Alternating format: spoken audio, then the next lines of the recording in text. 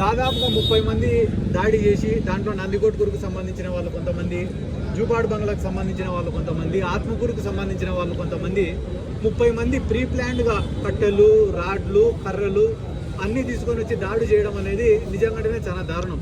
ఎందుకంటే ఒకవేళ నీ దగ్గర రికార్డెడ్గా ఏదైనా ఎవిడెన్స్ ఉంటే అది కోర్టులో పెట్టో లేదా రెవెన్యూ అధికారుల దగ్గర పెట్టి పరిష్కరించుకోవాలా తప్ప ఇటువంటి దాడులు చేసి భూములను లాక్కుంటామని అనుకుంటే గాన అది నిజంగానే వాళ్ళ యొక్క మూర్ఖత్వం కూడా అవుతుంది. ఎందుకంటే గాన మీ దగ్గర వీడియోస్ కూడా ఉన్నాయి. ఈరోజు ఒక పార్టీ దగ్గర అంటే ఎవరైతే నాగార్జున రెడ్డి వాళ్ళ బంధువులు అందరూ ఉన్నారో వాళ్ళ దగ్గర ఎటువంటి ఆయుధాలు కానీ, రాడ్లు కానీ, కట్టెలు కానీ, కర్రలు కానీ ఏమీ లేవు.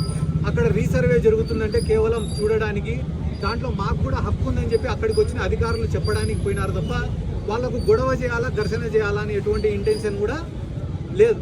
కానీ ఎవరైతే దాడికి పాల్పడినారో వాళ్ళు ప్రీ ప్లాన్డ్గా కట్టెలు, కర్రలు ఎత్తుకొని పరిగెత్తుకుంటూ వచ్చి దాడి చేయడం అనేది మీరందరూ వీడియోలలో కూడా చూసినారు.